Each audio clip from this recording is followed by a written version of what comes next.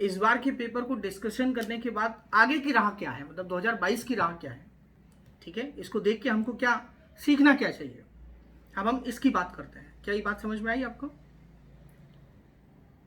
Yes sir. पहली important बात तो ये है, कुछ न करके पिछले साल के, पिछले 3-4 सालों के क्वेश्चन पेपर जो है उनको लिखने का प्रैक्टिस किया जाए।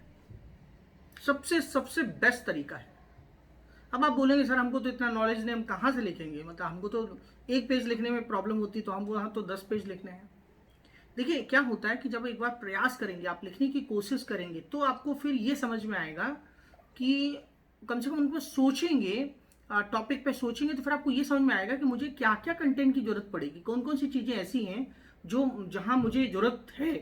तो जब ज़रूरत को आपको समझ में आएगा तो फिर आप उस डायरेक्शन में अभी से काम करने लगेंगे, उस डायरेक्शन सोचने लगेंगे, क्योंकि निबंध की तैयारी आप एक दिन में नहीं कर सकते। ये बात आप नोट करके चलें, इसका मेन उद्देश्य वही है कि अभी से अगर आप चीज़ों को सोचने लगेंगे, उस तरीके से अपने आप को अडोप्टेशन मोड में लेके जाएंगे, तो इसका जो परिणाम है, उसके जो आउटकम्स हैं, ये आपको आगे देखने को मिलेंगे। पहली बात तो ये है जो मैंने आपको बताई है।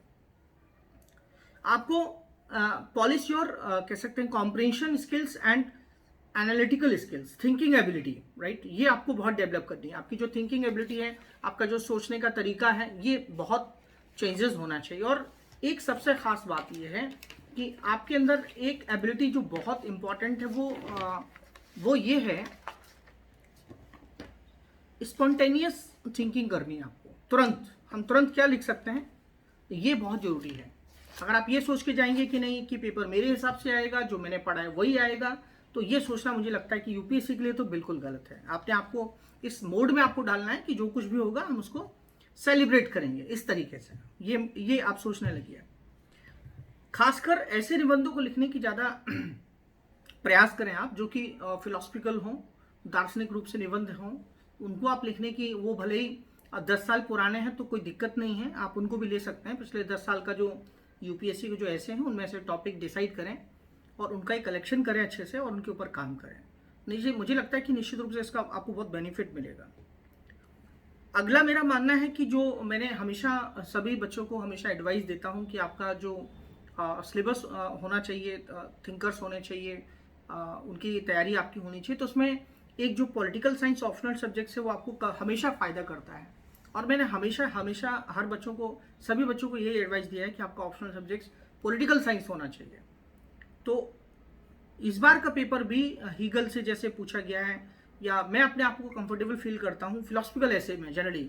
जहाँ दूसरे टाइप के ऐसे आते हैं तो वहाँ मुझे लगता है कि यार मेरे पास उतना कुछ नहीं है, लेकिन जहाँ फिलोसफिकल ऐसे आते हैं तो मैं अपने आप को काफ़ी कंफर्टेबल फील करता हूँ। तो ये सिचुएशन, जो सहज होने की जो पोजीशन है आज, वो इसीलिए बनी हुई है क्योंकि मेरी जो पृष्ठभूमि है, मेरा जो बैकग्राउंड है वो पॉलिटिकल साइंस है, ठीक है। और ये आपको वो जो है ये एक आधार देगा, ग्राउंड देगा और एक अच्छा फाउंडेशन आपको देगा, जिसमें कि आपको कुछ थिंकर्स पढ़ने चाहिए, जैसे कि प्लेटो है, जैसे कि अरिस्टोटल है, कार्ल मार्क्स हैं, गांधी हैं, जॉन लॉक हैं, हॉब्स हैं। मुझे लगता है कि आप लोग ये पढ़ चुके हैं। जेएस मिल हैं, हीगल हैं, हीगल के साथ कांट हैं। ये थिंकर्स आपके फिलॉसफी में भी काम आएंगे और फिलॉसफी के साथ साथ जो आपके पॉलिटिकल साइंस में भी काम आएंगे। और एक सबसे खास बात ये है कि ये आपने क्या लिखा है ये मैटर करता है, सब्जेक्टिव है, ये डिपेंड करेगा आपके एग्जामिनर के नज़रिए पे कि वो क्या सोचते हैं। लेकिन मुझे लगता है कि अगर आपका लिखने का तरीका अच्छा है, आपकी सोच अच्छी है और आप जिस तरीके से यूपीएससी एग्जामिनेशन में एक इफेक्टिव आपका जो है परफॉर्मेंस होना चाहिए, लॉजिकल कह सकते हैं क्रोनोलॉजिकल ऑर्डर मेंटेन करते हुए ग्राउंड लेवल पे अगर आप लिखेंगे चीज़ों को और रियलिस्टिक ऐसे लिखेंगे, ऑप्टिमिस्टिक ऐसे लिखेंगे और एक आपका सही कह सकते हैं कि कंक्लूजन होगा, तो आपको निश्चित रूप से अच्छे मार्क्स मिलेंगे और आप 150 नंबर से अधिक प्राप्त कर सकते हैं। और ये कोई तरीका ऐसा नहीं कि मैंने बता दिया और आप लिखना सीख गए और आपके 150 नंबर आ गए हैं। महत्वपूर्ण बात इससे ज़्यादा ये है कि आप उसको प्रयास करेंगे। बार बार प्रयास करने से कोई चीज़ जो है निश्चित रूप से सफलता की ओर आगे बढ़ती है और आपको अच्छे मार्क्स मिलेंगे। मैं फिर से लिंक भेजता हूँ, फिर स्टार्ट करते हैं।